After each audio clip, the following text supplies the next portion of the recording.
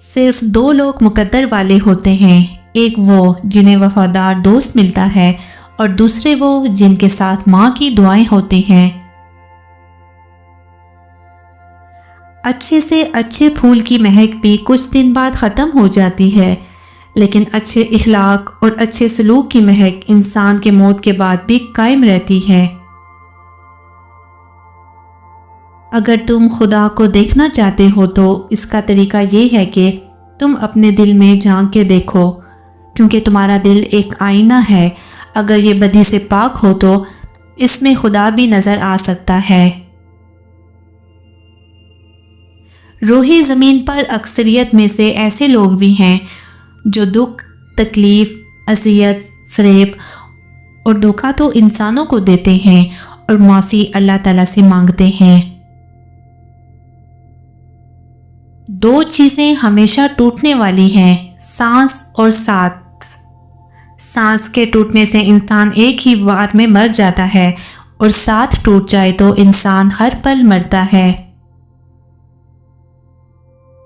برکت پانے کا آسان طریقہ یہ ہے کہ انسان اپنی کمائی، اپنے وسائل میں دوسروں کو حصہ دار بنا لے۔ جو عورت شادی کے بعد میکے سے ٹیوشن لیتی ہے وہ طلاق کی ڈگری ضرور حاصل کر لیتی ہے۔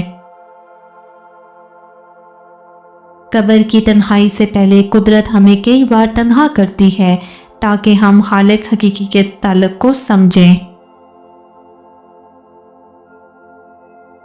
انسان کی سب سے بڑی کامیابی خود کو خود کی ذات تک محدود رکھنا ہے۔ خود کو کسی بھی چیز کا اتنا عادی مت بنائیں کہ اس کے بغیر گزارا ممکن نہ ہو۔ حکیم لقمان کی عورتوں کو 5 نصیحتیں۔